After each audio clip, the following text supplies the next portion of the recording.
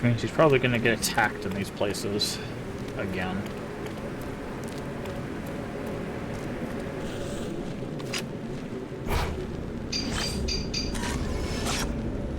Should be... Okay, the Maiden and a Torii gate. Full purification, so I can go purification here. Soaking in the waters make them one with the mountain and bring them closer to something of the dead. Shrine maidens always kept their raven black hair soaked. They were known as Maidens of Blackwater.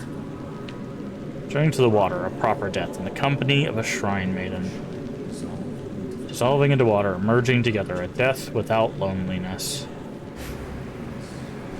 Okay. So, I mentioned this before. Stupid ghost hands, dude. Look at me. I mentioned this before. I think this game is a little bit more in your face about its messaging instead of it leaving it a little bit more to interpretation. I don't necessarily think it's a bad thing. I just prefer the interpretation method.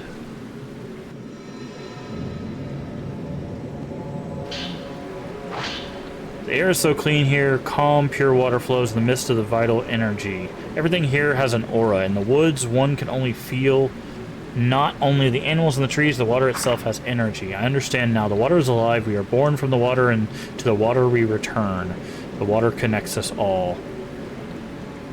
Perhaps the shrine maidens, with their well-honed senses, perceive this aura and lead the people to a proper death. Here in this place, I am not alone.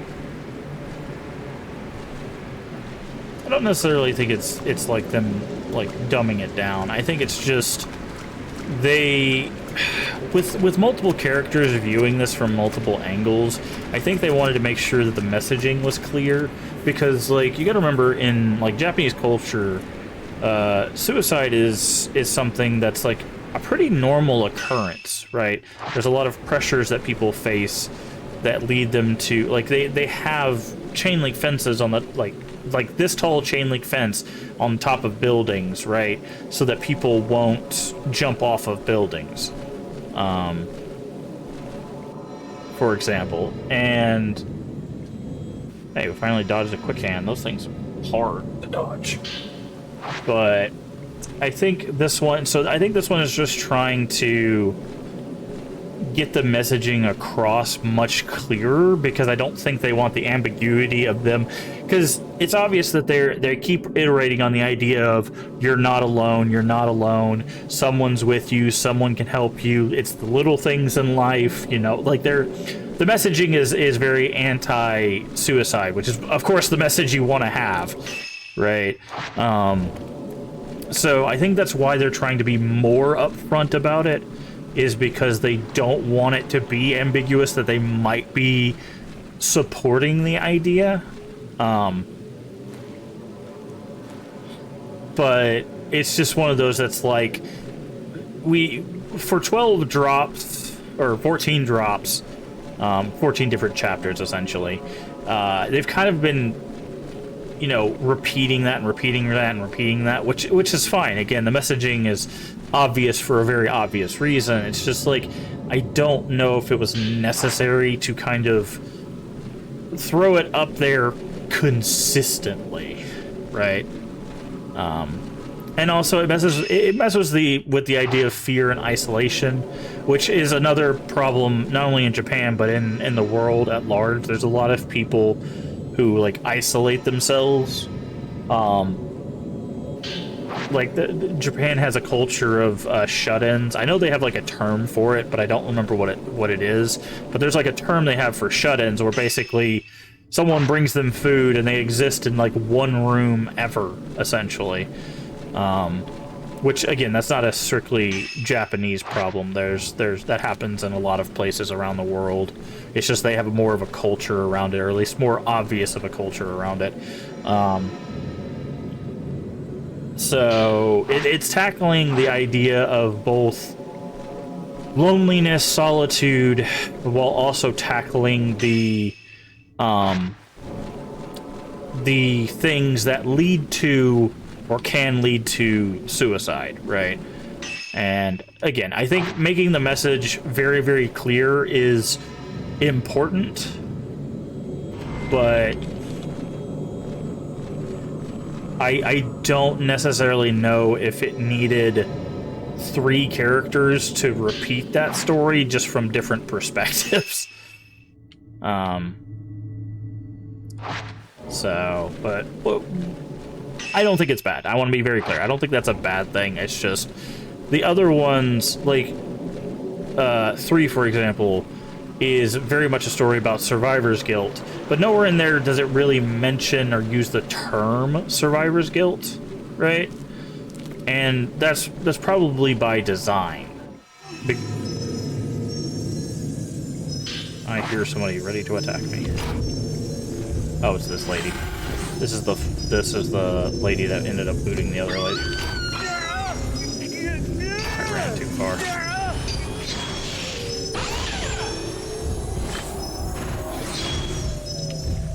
You know what did we upgrade his camera? We did.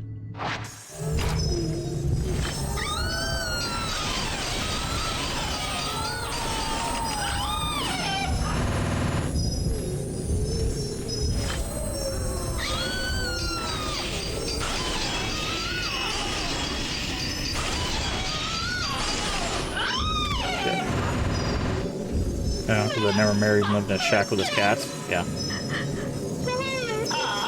But it's just like this one, as mentioned, like suicide by name. It's shown different versions of the action itself. Like it's a very heavy topic again, so I don't mind them like going over. The only weird one that like the weird ghost, I guess there's a few weird ghosts. Like there's the tall woman, which we still don't know what her deal is. She's just there and tall. Jesus Christ, dude. Leave me alone, you stupid hands. We still don't know about the tall woman, but there's like the guy who got in a car wreck because he was like driving. He was avoiding something, so he crashed. And he technically would have survived, but for some reason a ghost possessed his car and ran him over with it. Which is like, what? What is that? That doesn't relate to this story at all, right? Like, it's just a very strange, weird occurrence.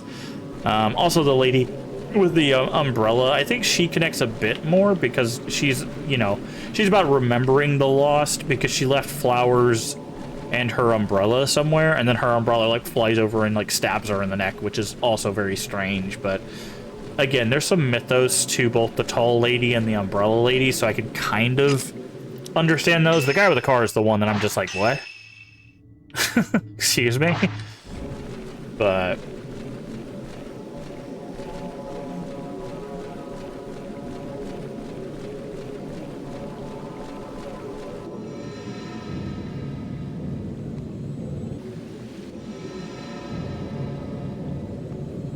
also, did we heal? We did not. I need to heal. It's fine. But and it's one of those that's like, also this video will probably get flagged just the amount of times that I've said the word suicide.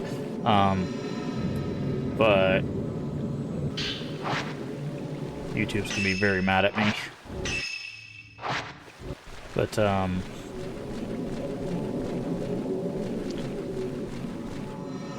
it's just it's one of those things that like I think a lot of this game is a cultural connection, whereas the other games had more of a like a relatable to other cultures kind of thing. And don't get me wrong, like there's obviously relatability with like suicide and isolation and stuff like that in every culture. So it's not like this is just a messaging just for Japan. It's just you could tell that there's a lot more influence from that here, which again is perfectly fine. I don't think that's bad. It is a Japanese game, or at least a Japanese developed game. The girl with white hair. Yep, you can see her right here on the right-hand side.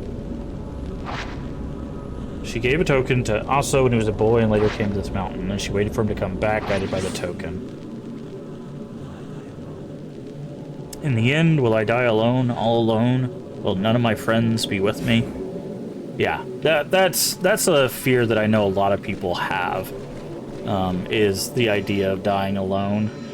Also, there's the idea of, you know, we've mentioned it before, the idea of not being remembered horrifies people.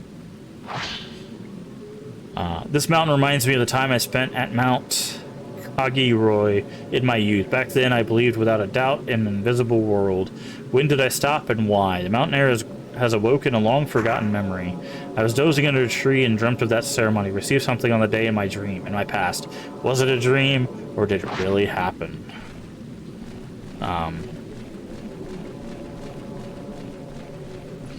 But yeah, and again, I don't think any of the messaging in this game is bad.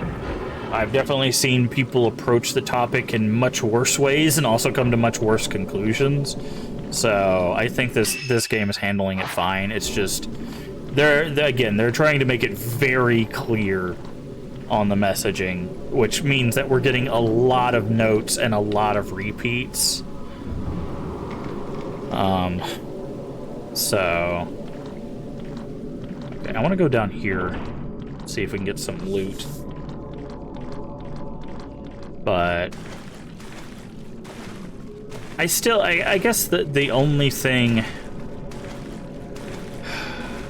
I really don't understand from a mechanical to story standpoint is I really don't understand this wetness thing.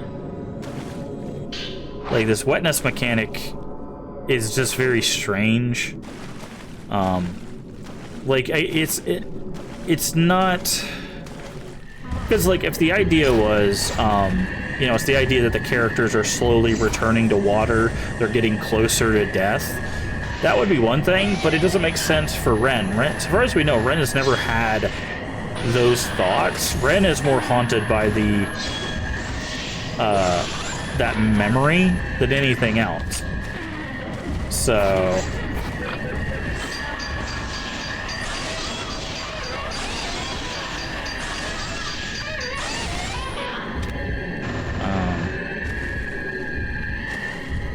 So it just, and like we don't play as Rui, so like, you know, that's not a thing. Even though I think Rui would have made more sense, because Rui, you know, especially with that last note, has the idea of trying to become a mainstay in Ren's life, but basically being a background image or a background person, you know. I don't know why, because this is something they've done in the past 3 games. They have 2 female characters and a male character, and I don't necessarily think like they add a whole lot, because like now we're learning that memory that Ren has, unless they do some big reveal that he's like Aso's great grandchild or something, like he's not even connected to the story, which is the same problem I had with Kay in Fatal Frame 3. Is just he just seems to be there to be like, I'm here to do the things. It's like, what things? Whatever the game tells me I need to do. Okay, I wanted to check in here to see if we saw the girl with white hair, but we did not. So it's just, I don't know. It's one of those things that, like, I think this story particularly would have just been better for the 2 characters than the 3.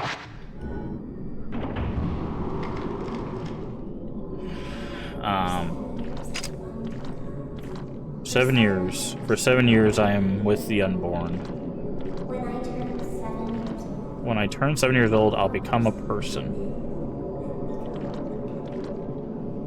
Interesting. Okay. "I'll become a pillar," is what she said. Shiragiku. "I'm not like the others. My hair and eyes made me special. I was told I wouldn't live long. that I wouldn't even live to be 7 years old. They all hid from me. They might catch something. Only he didn't run. When we played hide and seek, we hid together in our secret place. Nobody could find us there. Why did we ever leave? The first time I cried was when I had to leave that place. The ceremony is tomorrow. So should we go to the secret place? Because this is not going to lead us to the secret place, right? This is going to lead us to the mountain path. The secret place... Oh yeah, no, we can go there. The secret place is up here at the peak. So we're not going to go to the shrine on the water. We're going to go to the peak. Never mind. We're fine. We're good going this way.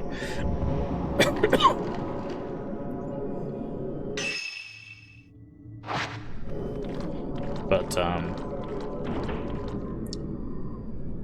yeah. Again, I really don't have that many problems with this game, other than obviously that unfortunate crash, which that happens all the time with games. I can't really fault this game for that. There could have been a lot of things. Like it hard crashed my computer, so it might have just been some weird crosstalk with my computer in the game and stuff like that. That's the thing with PC is you never know what, or it's hard to know. Not never, but it's hard to know what causes it when it comes to issues like that. But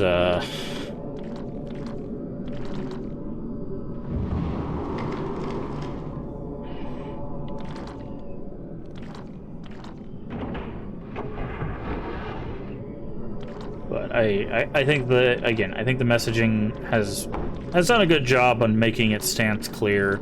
The gameplay is still fun. I like the kind of like, and I know it might be, maybe this is a hot take. I don't mind the tilt idea. I like the kind of idea of like being like, okay, let me try to get a better frame, right? It feels like you're actually like maneuvering with the camera finally, instead of just step back, don't get hit by, you know, whatever thing is trying to get you, which is the thing that you did basically in all the other games. This one, it's like, oh, let me rotate so I could get, you know, a knee and a head and, you know, that kind of thing. It's interesting. It's interesting.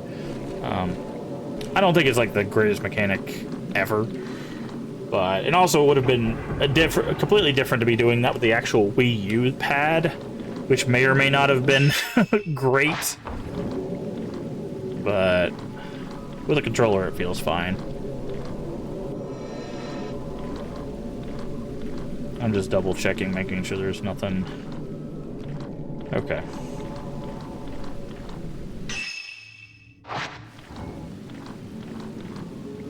But we'll talk about that all in the review. I do reviews at the end of every game we play, or try to do it at the end of every game that we play.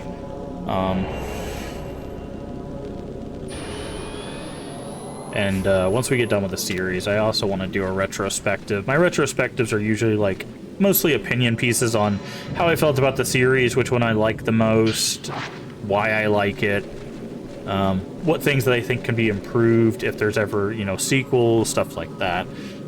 We did a retrospective for Myst, the Myst series, and I ruffled a few feathers in the Myst community because a lot of people that were, at least in chat at the time, were fans of Uru, which is the MMO Myst game, or it was going to be the MMO Myst game. Now there's like fan-run servers for it and stuff, but I knew I was going to get grabbed. I even let go. You could see his hand kind of start backing up, but I just hit it like a frame too late. But oh, come on, guys. Really? You guys have no chill. You know that?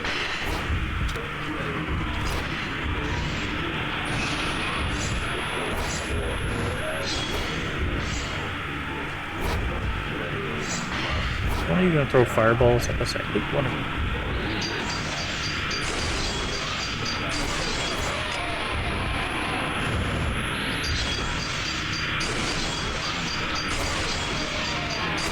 Hey, that was real funny trying to...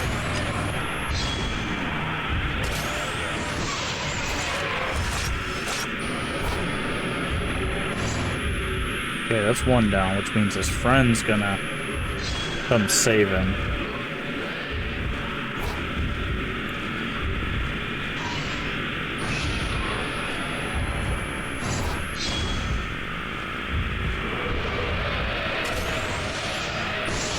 Unless I kill him.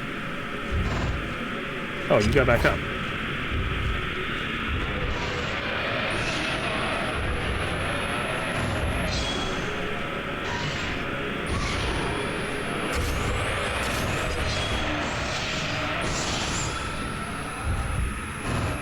You guys stop getting back up, that'd be nice.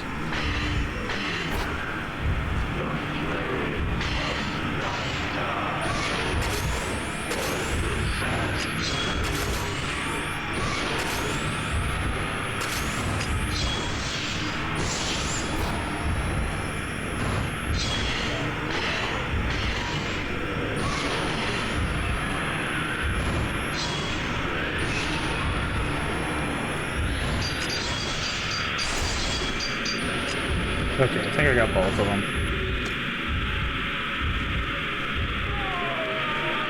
Yeah, okay. What was I talking about? I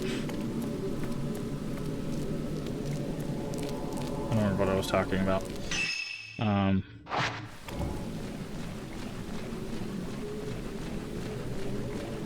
Oh, the retrospective. Yeah, the retrospective, I ruffled some feathers because I said my favorite was Myst 3. People are like, really? You people these days don't understand the games, and I'm like, what? I literally had someone say that to me when I was doing my retrospective, was that I was too young to understand, and I'm like, excuse me? Like, what?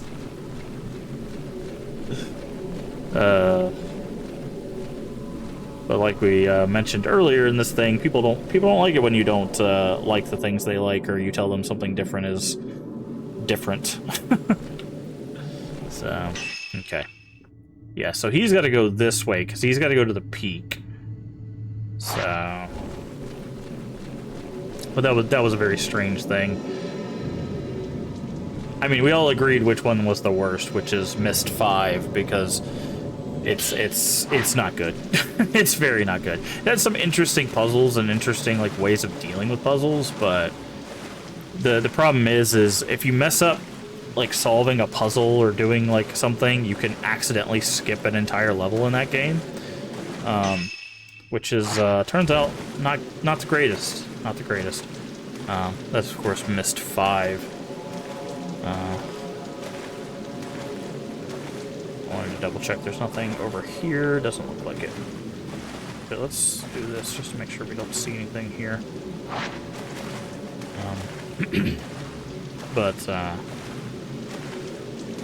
yeah, so we'll do a retrospective of this. We'll do a retrospective of Silent Hill when we finish it. We'll... Forbidden Valley. Okay, are these lit over here? Because if these are lit, then it wants us to go to the House of Joining. If they're not lit, then this is... Okay, so they are lit. Which means we can go to the House of Joining. I want to see what happens if we go to the hiding place.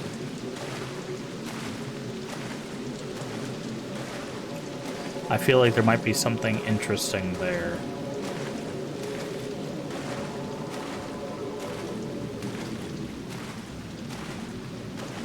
But yeah, I like doing series retrospective because it makes me think about like the series as a whole.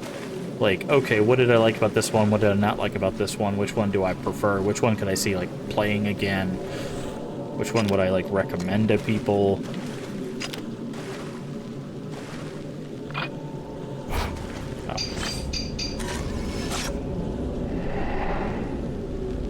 Kid in the tree.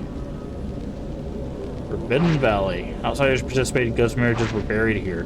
Either whether the ceremony was a success or not, they were all interred.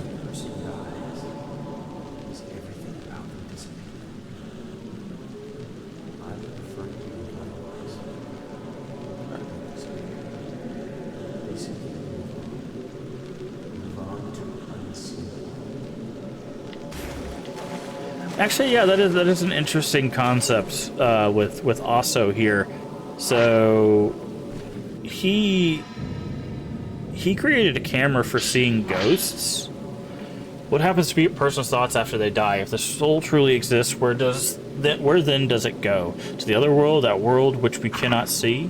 What if we could perceive that place, the netherworld? What if we could capture an image of the soul itself?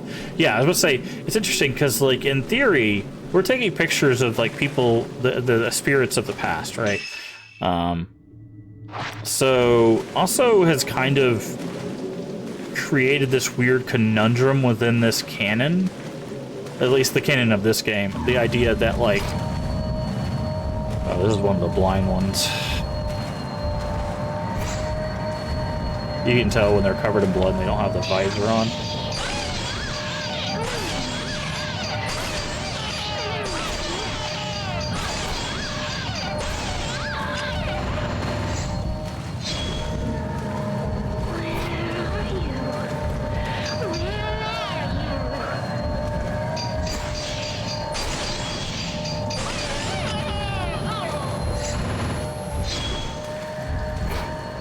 Because it's like these maidens, for example. These are the maidens that guy with the torch and the knife killed.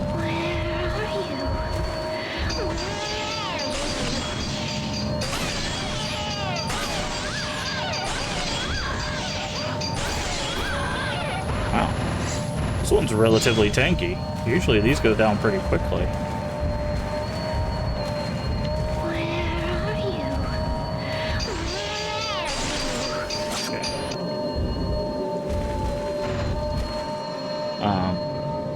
But it's like, okay, these people should in theory be gone because, you know, they died or whatever. But he's capturing their spirit. So it's like, okay, so their souls are not doing what they're supposed to, right? Because in theory, it's like, okay, the body returns to the water and so does the soul. But these souls are not returning to the water, right? He's kind of cracking that, like, ideology in half because they're not doing what they're supposed to be doing, which is returning to the water. That was the whole point of these ceremonies, right? So the fact that we're seeing all of these spirits and able to capture them on film and stuff is kind of weird because in theory they shouldn't be here. Now, they could kind of write it off of the idea that there's something cataclysmic that's happened, especially with the Great Pillar or the Immortal Flower or whatever title they decide to give them this day. So you could argue that there's some things that, like, all of those souls have been kind of released since something's going on with that, like, main thing. So there's an argument to be had there, but it's very interesting.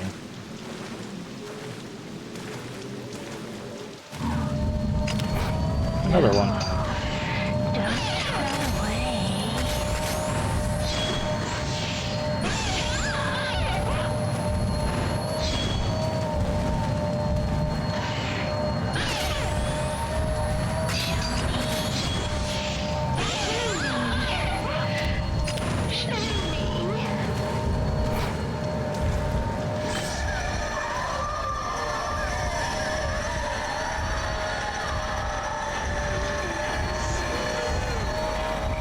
Come on. Swing on me. Oh. I hit it. Apparently it's a frame too slow.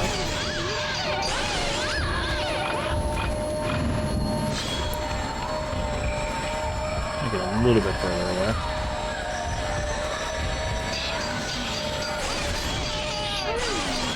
Okay, she's dead.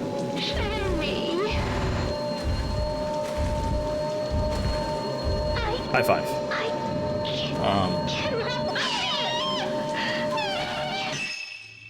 Okay, were you actually guarding anything, or were you just there to mess with me? Also, let's go ahead and use another... We have 42 herbs? What? Hold on. Is it combining... I think it's combining both of the inventories. There's no way in heck we should have this many herbs.